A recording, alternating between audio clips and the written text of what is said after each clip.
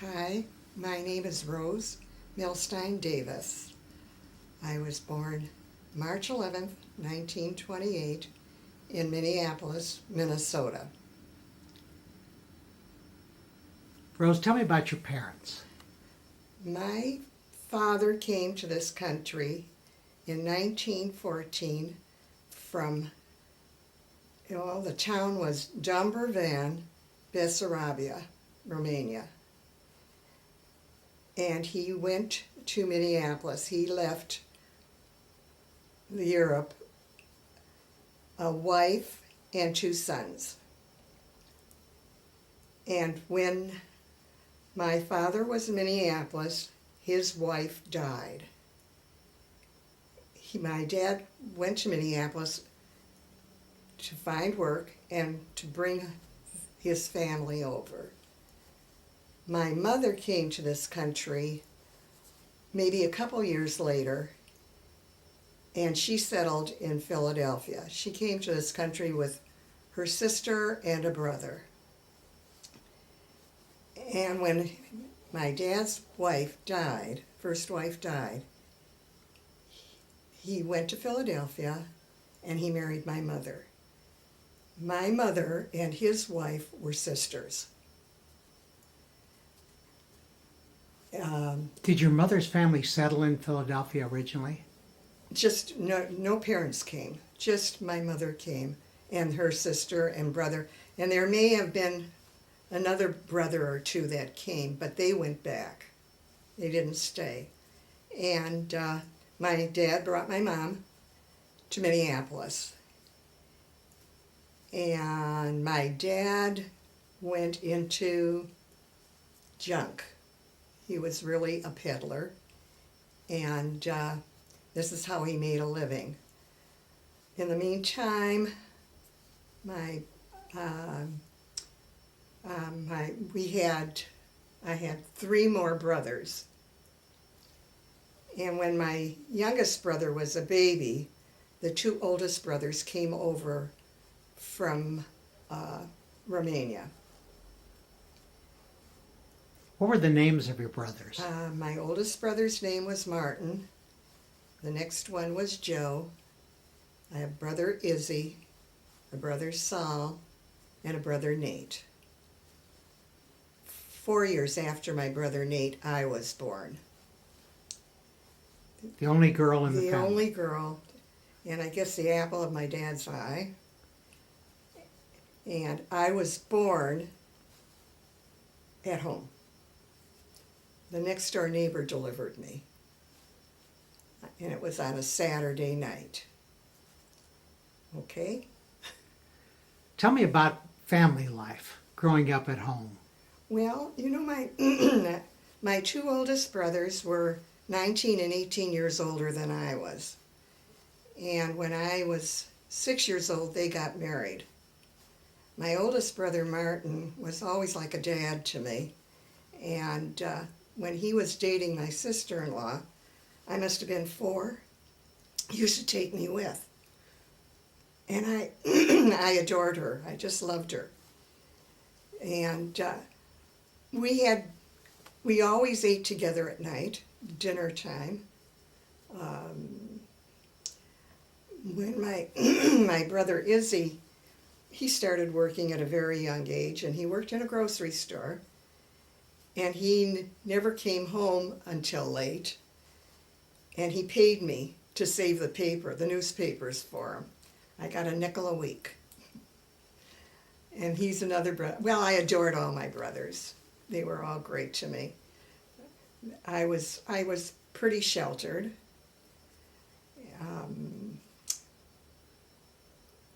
What else? Tell me about the families of your brothers. My oldest brother Martin I was an aunt at the age of 7, my nephew Erwin.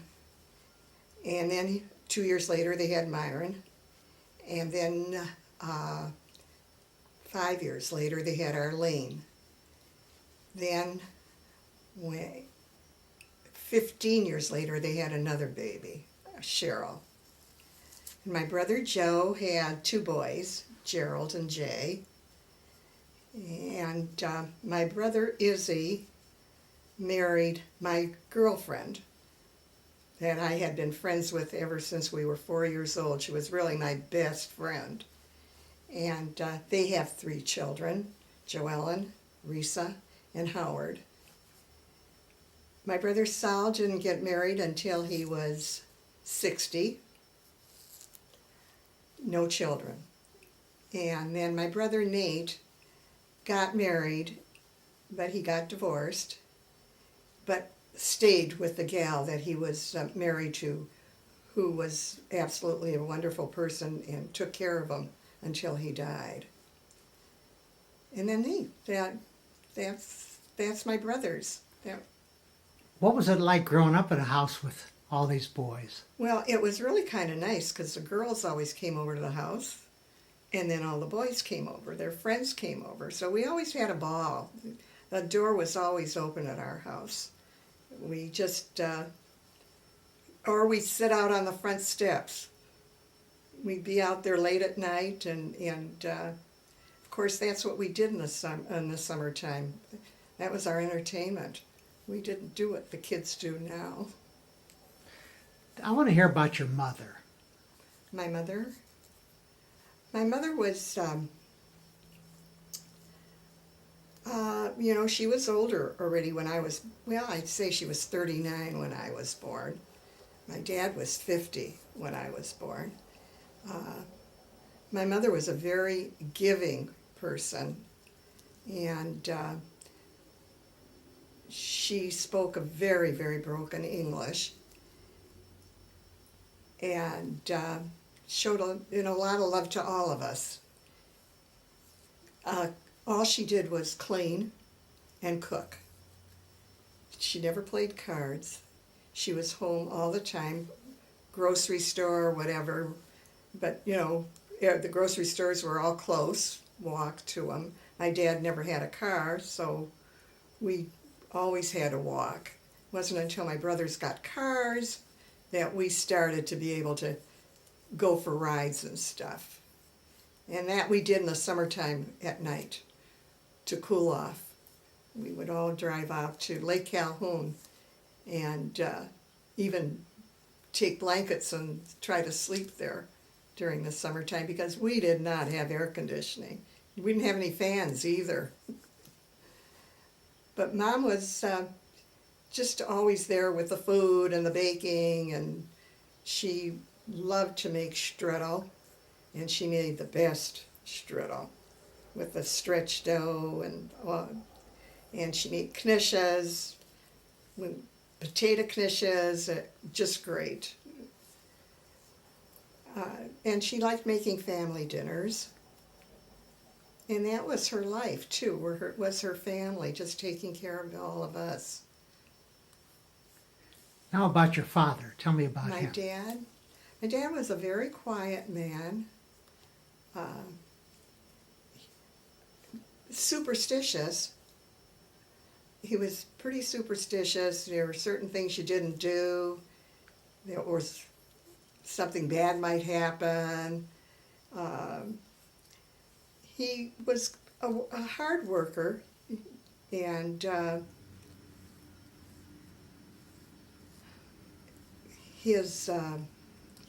he demanded a lot of respect from his kids, which he got. And he retired at a pretty early age. Yeah, he had a horse and wagon. He did his peddling with the horse and wagon, and I used to go with him to feed the horse because we couldn't keep the horse at our house. He had to rent a barn for the horse, so I would go with him, walk with him to feed the horse. We had lots of animals. We had the horse, the cat, the dog. And then later years, my brothers went and fed the horse. Did your brothers work with your dad during those years? My brothers did not work with my dad. My oldest brother, Martin, became a furrier. And and then he became a partner in the fur company that he was with. And my brother Saul, when he got out of the service, went to law school. But just before he was a graduate, he dropped out because it was too much for him, because he was working days with my brother Martin in the fur shop and night going to school, and with the studying it just got too much for him, and he became a partner in the fur business. My brother Joe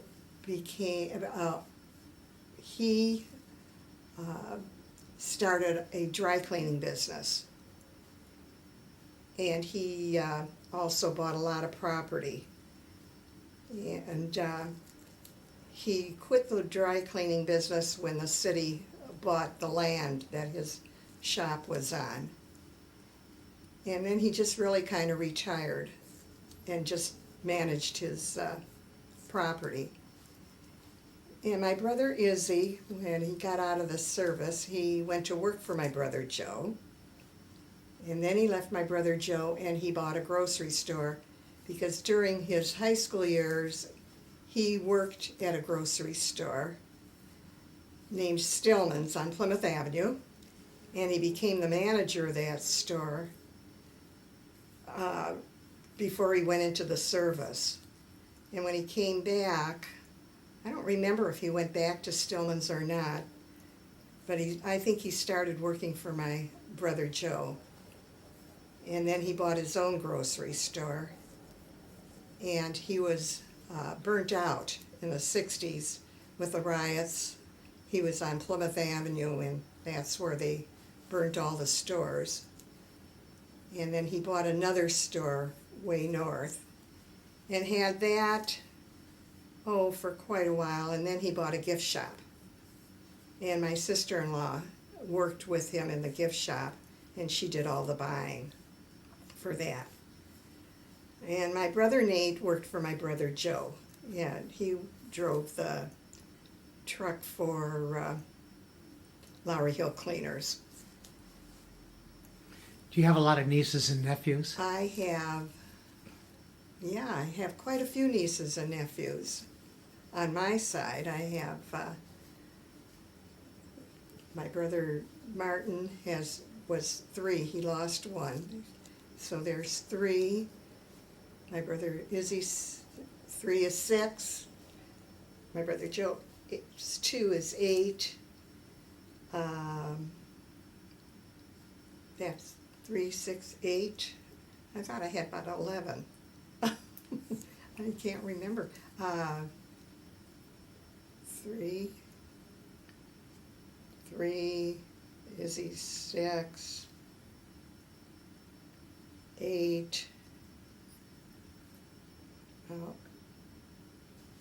I could name them.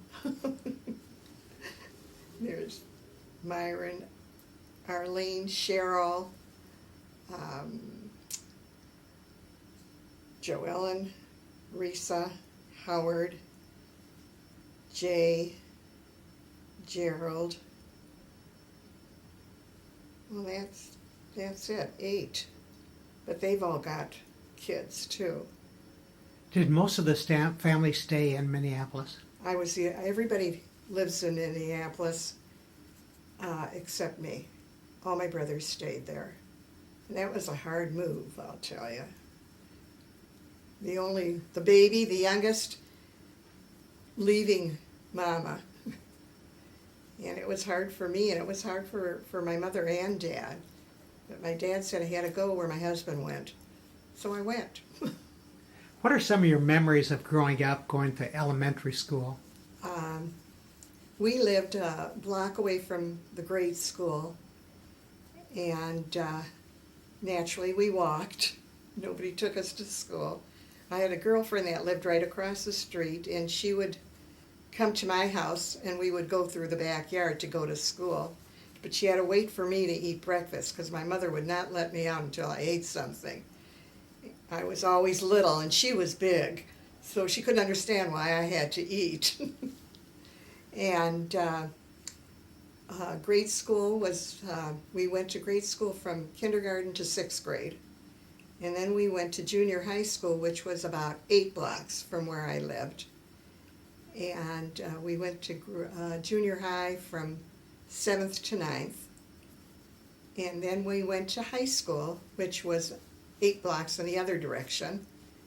And I graduated from North High School in 1946. And then I started working after that. What were some of the things that you did while you were in high school, as far as social life? Social life, well, the war started. You have to remember the war started in 41. And I had a lot of girlfriends. We did a lot of movies. There was a neighborhood theater. We had a lot of pajama parties.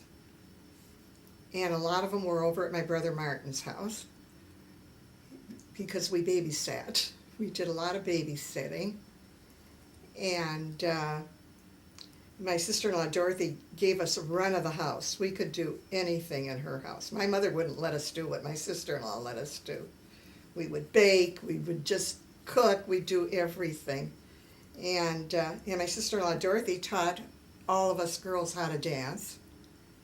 And there must have been a group of us, about 10 girls.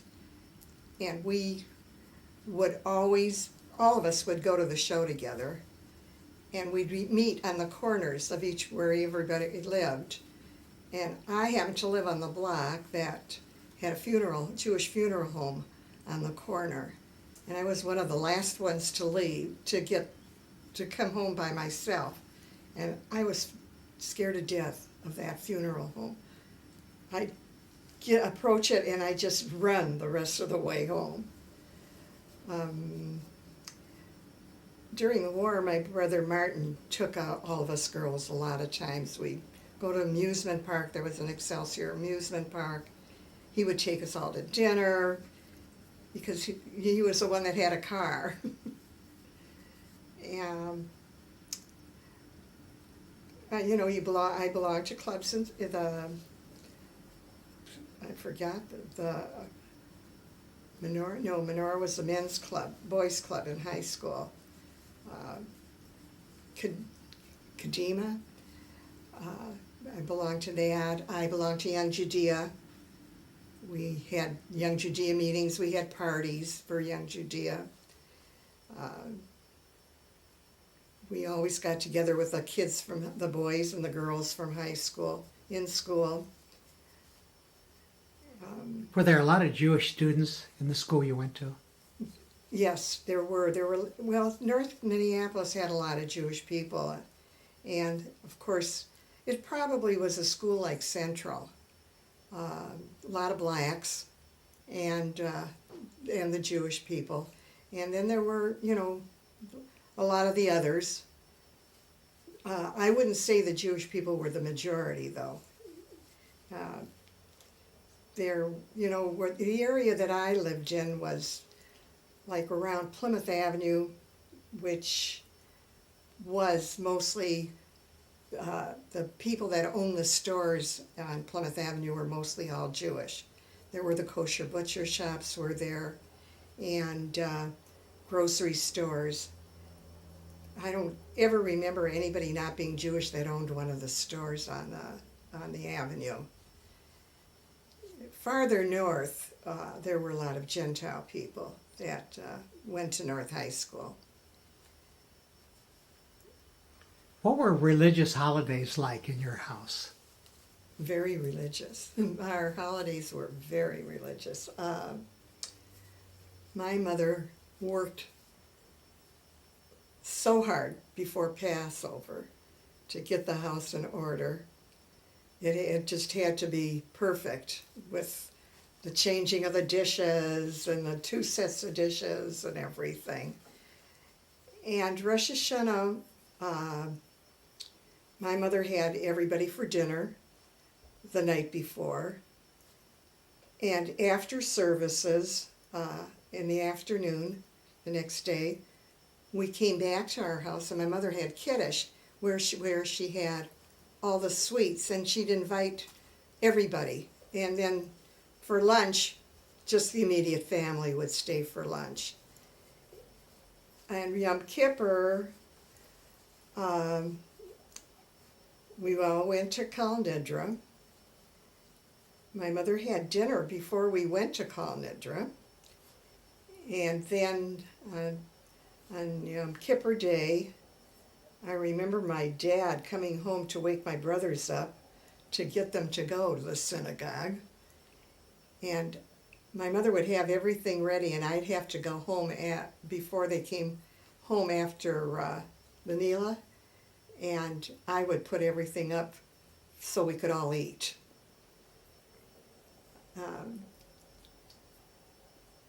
And you know, my dad celebrated all the holidays. In his later years, my dad davened every morning. He fell on, he did all that every single morning. As the only girl, were you stuck with a lot of the household chores? I did nothing. My mom did not make me do anything. My mother was one of these that liked to do things the way she liked to have them done. I was spoiled. I would help with dishes at night, clear the table, that kind of stuff. But once in a while, I would run a vacuum, or you run the dust mop along the edges of the floor, or dust. That was my job. The house I lived in was 1122 Humboldt Avenue North. I was born in that house, and I lived in that house until the day I got married. It was a 5-room house. We had a big kitchen. When you entered, there was what you'd call a reception hall, a living room, dining room, and then on the side were 2 bedrooms and 1 bathroom. My bedroom was the reception hall. My brothers had the other bedroom. The 3 boys had 1 bedroom, and my parents had the other bedroom.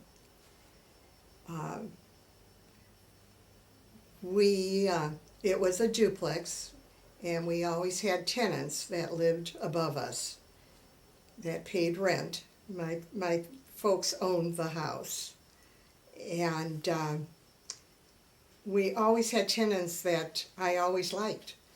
I used to go upstairs all the time. Our duplexes were not side by side. We lived on the first floor, the tenants lived on the second floor. That house, my mother loved the house. And that house the city took it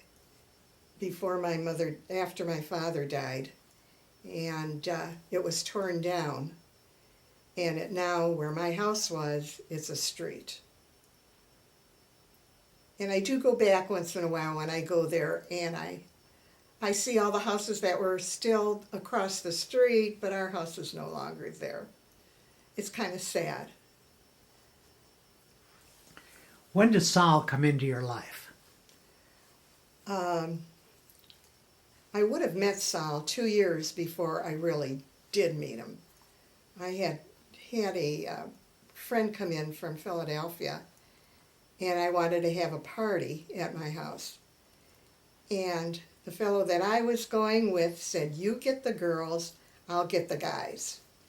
And so he called and he said, I called Saul Davis, and he said he had to work that night, so he can't come. And later I found out that Saul Davis told people when he didn't want to go somewhere he had to work. So we would have met a couple years before that. But I met Saul at a temple dance. I was there with a date, and he was there stag.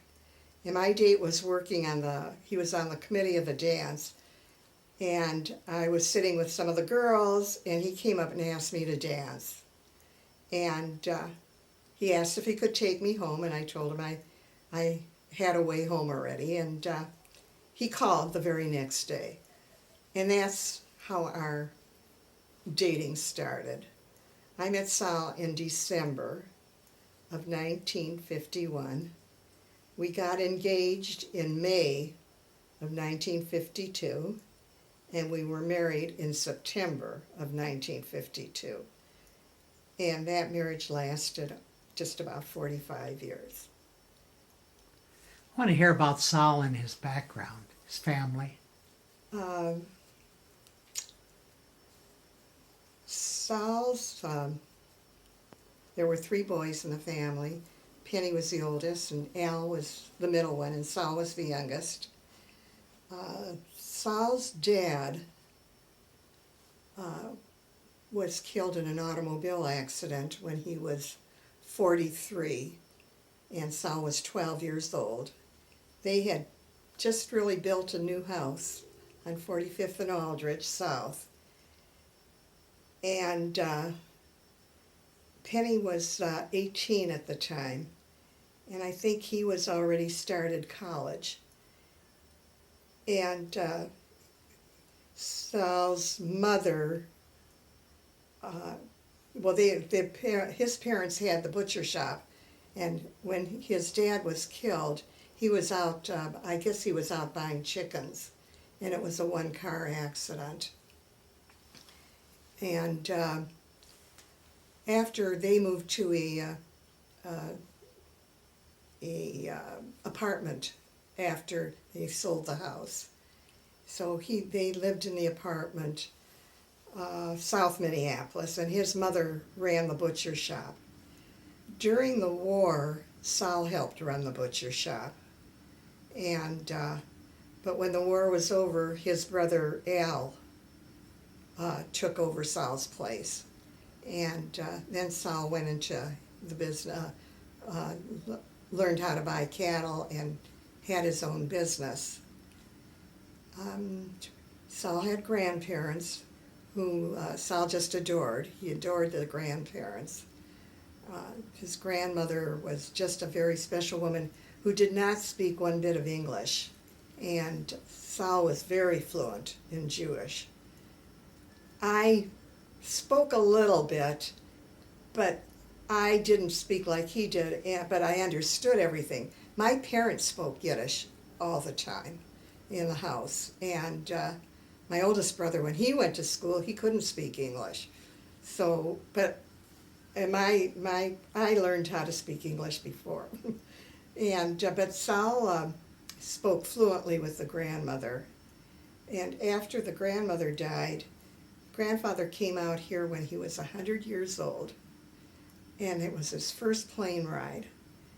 And he stayed with us most of the time. But on the airplane, they asked him if he would like some coffee or tea, but he told them he had to have something sweet to have with it. He was just a sweet guy. But Sal had a great relationship with his brothers. Penny was wonderful, and so was Al. Al was a great guy, too. I think the 2 families merged pretty well. They all became friends. You mentioned that you got married, I think it was in September. Mm-hmm. What was your marriage like? Oh, The ceremony. The ceremony? Very much like the ceremonies that you see now. I had a wonderful wedding. We had the ceremony was at the it was Tiferet B'nai Jacob Synagogue, North Minneapolis on Elwood Avenue. It was a 5 o'clock ceremony. We had, then it was cocktails and dinner and a dance, sweet table, all the booze, an open bar, band. My brother Sal, he saw to it that we got the best band that was in the city and the whole bit. It was a beautiful wedding. And then we went on our honeymoon, we went to Chicago, which Sal hated, did not like Chicago, was too big for him, and we went into a very big hotel. I think it was the Stevens, with a huge bank of elevators, and they sent we each had one small bag, and they sent two bellboys.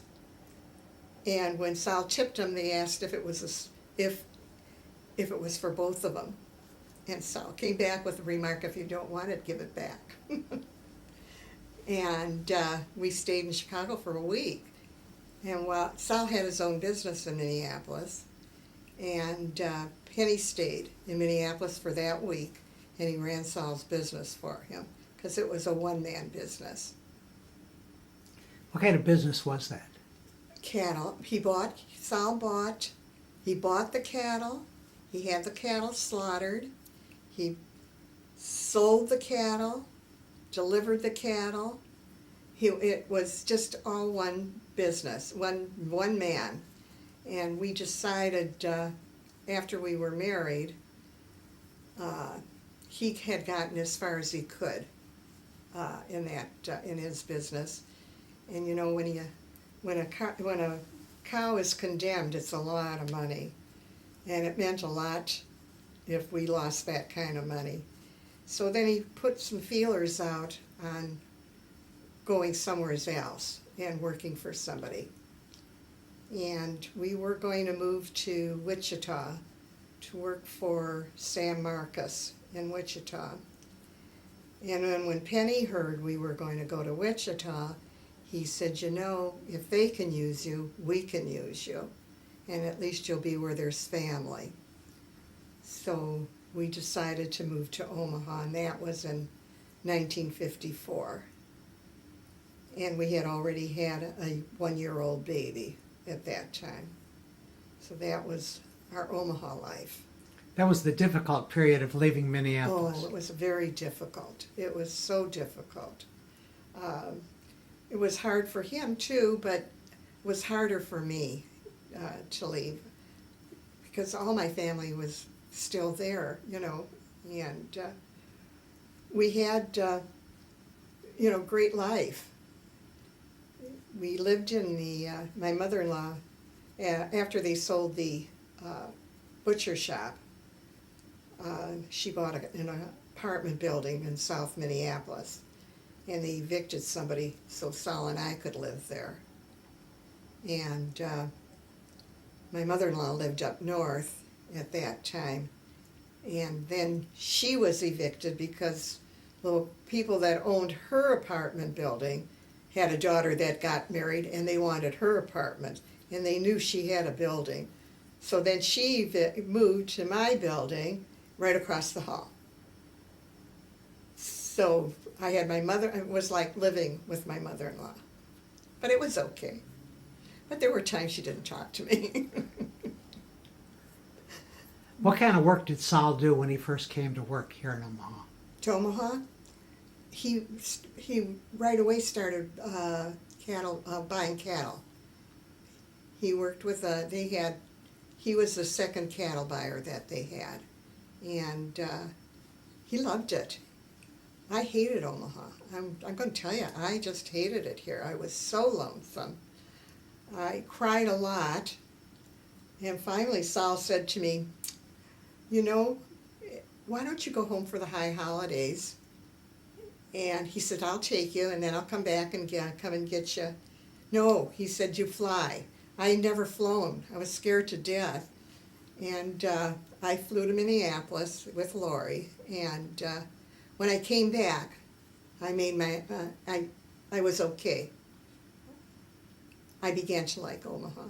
Not really, but it was better, you know. It was probably difficult at first because you had a baby. I had never had to make friends. That was the whole thing. I didn't know how to make friends because the friends I had were from kindergarten. And here I come, and I don't know anybody. You know, only people I knew was Penny and Florence. And, and there was also a friend of my brother's that moved here. And, in fact, they lived right on the corner of where we lived when we first moved to Omaha. And, but that was all that I knew. And I just was not a real social person. I was just content taking care of Lori. But I did meet some of the neighbors, and so we we did get a social life. I knew how to play mahjong. I played that in Minneapolis, so I was called for a few games and the whole bit. But it was okay. I was all right after that. I didn't cry anymore. During those early years, was Saul working a lot of hours? Well, Saul was one of these that he did what he didn't have to do a lot of times. He was out of the house by 4:30 every morning, and he would check the plant. He would walk through the plant to be sure everything was okay there. He would do anything to help Penny, and he would leave at 4:30 in the morning, and he would come home about 5:30, and he did that the entire time that he worked. He was out of the house every morning at 4:30. No, and he used to tease that I didn't get up and make him breakfast. No breakfast. When he finally retired, was it hard for him not to get up that early? It amazed me that when he retired, he slept until 8 o'clock in the morning. And that really, it amazed him too. Because, even on the weekends he used to get up early. On Sundays he'd get up real early, he'd read the paper, maybe then he'd go back to bed. But Saul was a person that went to bed early at night. He was a morning person, I was a night person. So it worked out, but when we first got married, I was not happy because he would fall asleep early and I would be sitting there watching television. We finally started playing games. We got checkers, we played gin rummy, we did all those things. And when we lived in our apartment in Minneapolis, we became friendly with a lot of the young couples who also had young children. And we'd get together, play cards in one unit, and then one person every 15 minutes ran from one apartment to the other checking on the babies to be sure everybody was okay. Okay, Rose, we got you and Saul married. Now I want to hear about the family. Okay. Lori, our oldest, was born on June 27th, 1953. And she was a darling, darling baby. But we found that she had asthma at the age of about 6 weeks. She had trouble breathing, and we had a lot of problems with her that first year. She was one of these real precocious little children. She talked before she walked, and she really talked fluently. She would run around in the tailor tot, where when you took the bottom off, she would run up and down the street talking to all the neighbors, but couldn't walk. She learned to walk. Actually, she started to walk our first trip back to Minneapolis on the airplane. She started to walk. But she started school at 5, went to Western Hills, and Lori became a reader. She loved to read. She scored very high in the Iowa Basics, and she just was a great, great child. Never gave us any problems. She graduated high school in 1971 and went to school in Arizona, in Tempe. And Lori was killed in an automobile accident December 8th, 1971, which was a great tragedy for all of us. She really made us very proud. She was very bright, and she was just a great kid. Judy was born November 11th, 1955. Also a beautiful baby. And she did us very proud. She started school in kindergarten at Western Hills. And Judy loved playing with her Barbies, and as Lori also played with Barbies. she loved playing outside with the neighbor kids, and she went to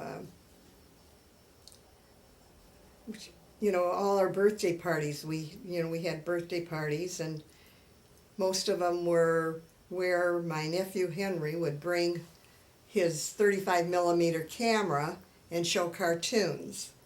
And then we would play games, and that went on until, probably till she was about 10 years old. Then it started, she would have slumber parties for birthday parties. Judy was one that always liked to stay by Mom, and whenever we had company, she'd like to be right in there with all of us. And she I'm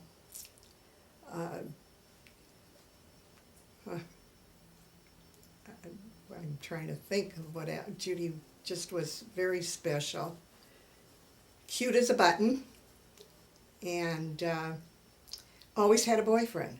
There was always boyfriends around, and girlfriends. And she graduated Central and went on to go to the University of Missouri, and she was, I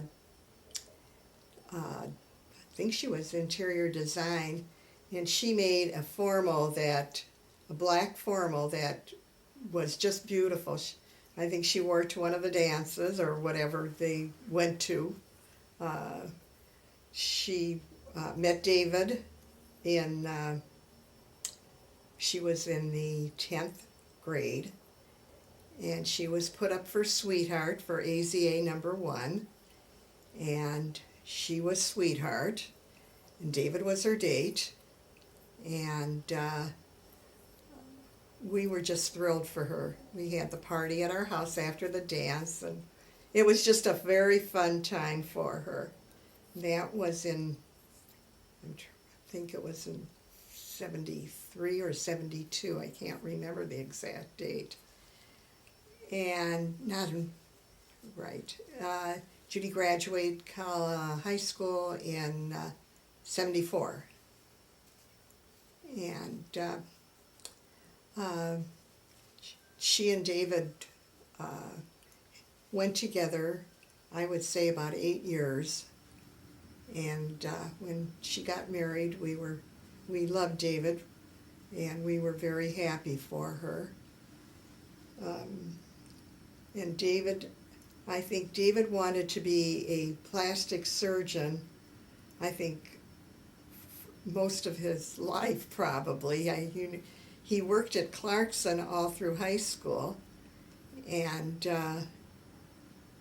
when he graduated high school, he went to USC, and he didn't even finish the 4 years at USC, and he was accepted at Nebraska Medical School, and he finished medical school in 3 years, and then they moved to Grand Rapids, and they both have made us so proud. David has done so well in his practice, and Judy has been a tremendous help to him.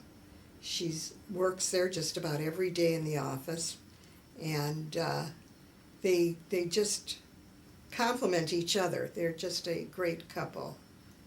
I just love them both dearly, and there's not much more you can do for your kids than love them. Now, Sandy. Sandy was our tomboy, and she didn't want to go to school. She didn't want to leave her mother. She said, Mom, you're going to be all by yourself, and you don't want that. I would dress her in the morning to go to afternoon kindergarten, and she'd go out and play, and then I'd have to dress her again because she would get dirty on purpose. And she and Judy both were very good students also. She eventually learned to like school. She didn't like her kindergarten teacher. she wanted to be in the same kindergarten, have the same one that Judy had, but she didn't get her. And in those days, we didn't go back to school and see if we could change their teachers. And Sandy went to Lewis and Clark, and then she went to Central also. And she also, in grade school, had liked the boys, and the boys liked Sandy. She had lots of girlfriends, and then she just went to school she went to college at Champaign, Illinois. She was there for 2 years, and then worked one summer at a camp in Eugene. And she decided then to stay in Eugene, and she graduated from college in Eugene, Oregon.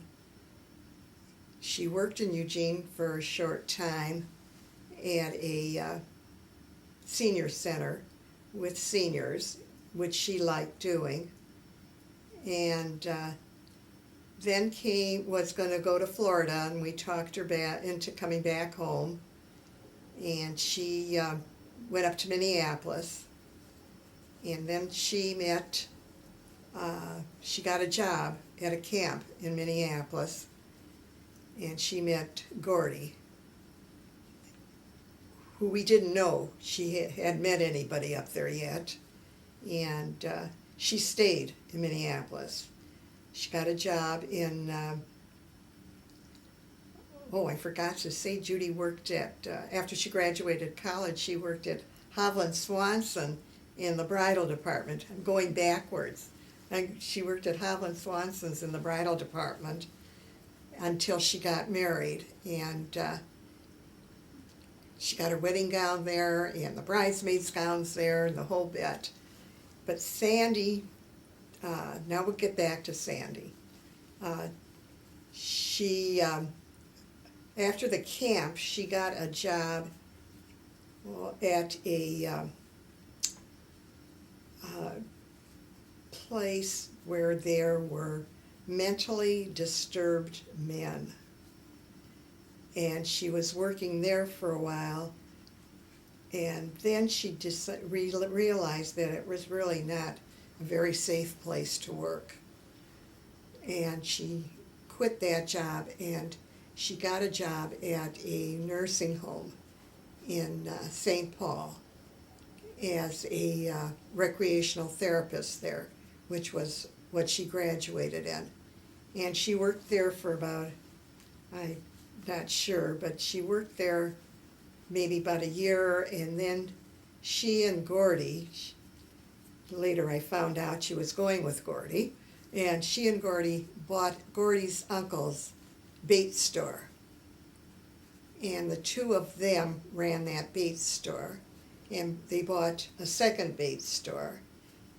They got married, and she quit the job at the nursing home and was full-time in the bait store. And now they sold the bait stores, and she and Gordy they bought a home that was on about 50 or 60 acres of land, and they have put up buildings on this land. And they have a business that's called the Bug Company that has become very, very successful, and very proud of both of them. Gordy's a very, very hard worker, and so is Sandy, and they're just exceptional, an exceptional couple. They complement each other, and I'm just so proud of the both of them. Judy and David have 3 children, my grandchildren. Andy our first grandchild, Jenny, Stephen. I love you all very, very much. Sandy and Gordy have 3 children, my grandchildren. Katie, Jake, Lewis. I love you all very, very much. And I also love all my family that is going to be seeing this. My nieces, my nephews, all of you. I love you all very, very much.